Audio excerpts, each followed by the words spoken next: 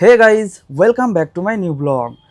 আজকে দুপুরবেলা আমাকে শোরুমে যেতে হবে, হিরো শোরুমে। আমার যে বাইকটা আছে সেটার একটু প্রবলেম হয়ে গেছে। আমার বাইকের যে এক্সেলেটারটা আছে সেটা অটোমেটিক্যালি বেড়ে যাচ্ছে। এই প্রবলেমটা কয়েকদিন থেকেই ফেস করছি। তো আজকে আমাকে ফাইনালি যেতেই হবে সেটা ঠিক করতে। তো দুপুরবেলা যাওয়ার সময় দোকান বন্ধ করে আশাপুর থেকে যাওয়ার পথে যে হিরো শোরুম আছে সেখানে আমি ঠিক করব। তো এখানে আমার বাইক কোনো প্রবলেম হলে আমি সেখানে নিয়ে যাই, সেখানে ঠিক করে দেয়।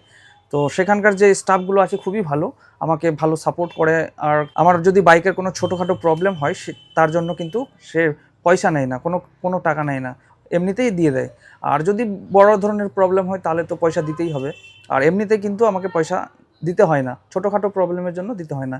এই যেমন ধরো চেন টাইট করার জন্য আমাকে টাকা দিতে হয় না, এমনিতেই করে দেয়। আর অন্য অন্য কারো কাছে গেলে কিন্তু সেটা টাকা দিতে হবে।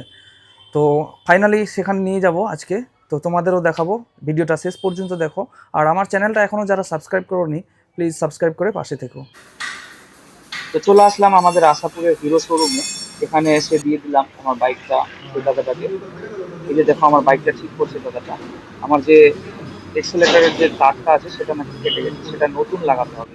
যার জন্য সেটা খুলে ফেলছে, খুলে ফেলে নতুনটা লাগিয়ে। আর চেনটাতেও একটা প্রবলেম ছিল, আওয়াজ আসছিল, তো তাই চেনটাও ছোট করে দিল, একটু চেনটা বড় হয়ে গেছিল বেশি, তাই ছোট করে দিয়ে তারপরে লাগিয়ে দিল।